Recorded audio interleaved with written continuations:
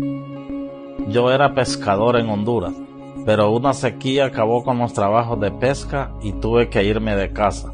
Eso fue en 2005, el año en que Katrina golpeó Nueva Orleans. Vine aquí y trabajé para reconstruir Nueva Orleans. Desde entonces he reparado hogares, escuelas y ciudades después de muchos desastres climáticos. Pasan los desastres, quedan muy devastadas y muchas veces dormimos hasta en los carros, el que tiene carro, y el que no, pues toca dormir en el suelo o a donde haya lugar. Y pues a eso nos arriesgamos, todo por ayudar a nuestras familias.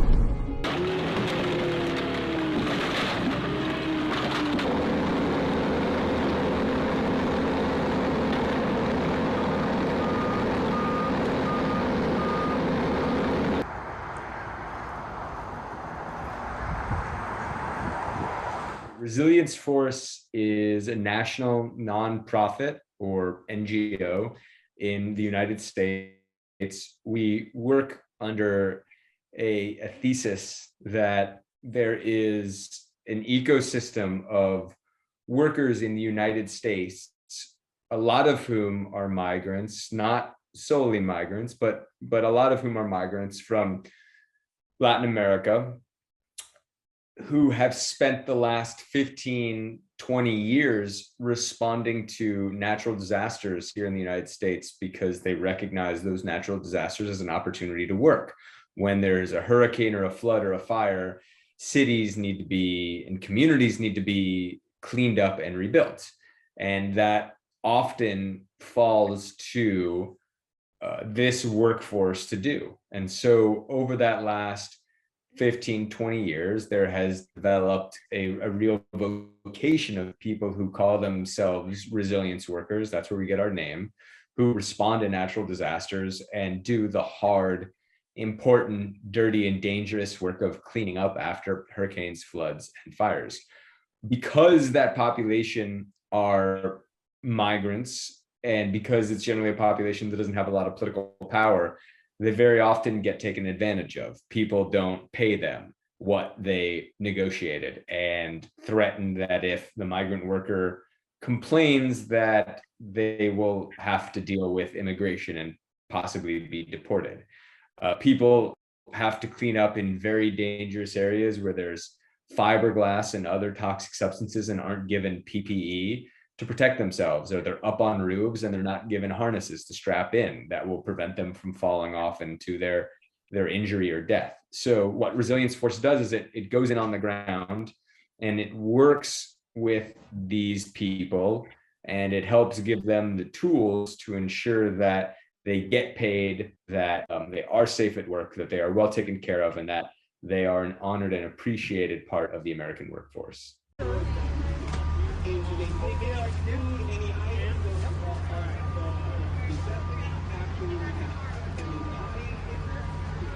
You know, we hear reports of migrant workers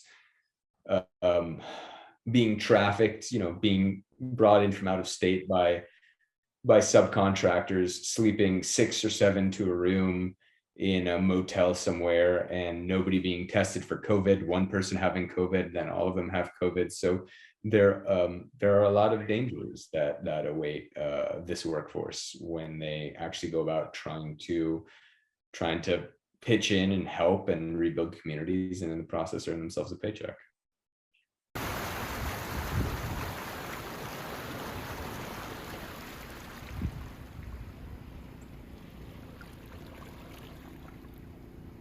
Yes, if you have folks that are inclined to think Florida is a good place, our message to them is we are not a sanctuary state, and it's better to be able to go to a sanctuary jurisdiction. And yes, we will help facilitate that transport for you to be able to go to greener pastures. You know, it's true that the governor of Florida has had a combative stance when it comes to migrants. But, you know, we at Resilience Force, we really see tragedies like these as opportunities. You can't live through something like this and not have it change you. And even the governor of Florida is has for sure been affected by this personally, his community, his family, his friends. They've had property damage. They've maybe lost things or people that they love in it.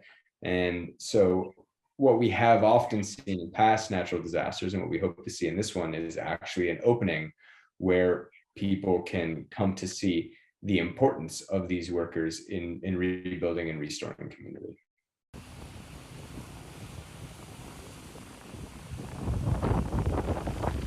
Our major goal is to bring awareness to just what kind of an invaluable asset these workers are, just what an extraordinary thing they do by taking it upon themselves to come in right after a natural disaster, help clean up, help rebuild. It is we like to say, a sacred vocation, and that there is a room for them at the table in the American economy, amongst the American labor force, and that their contributions to our country, their desire to work and their ability to work should be honored, it should be respected, and they should be given certain safeguards and guarantees that an honest day's labor results in an honest paycheck, and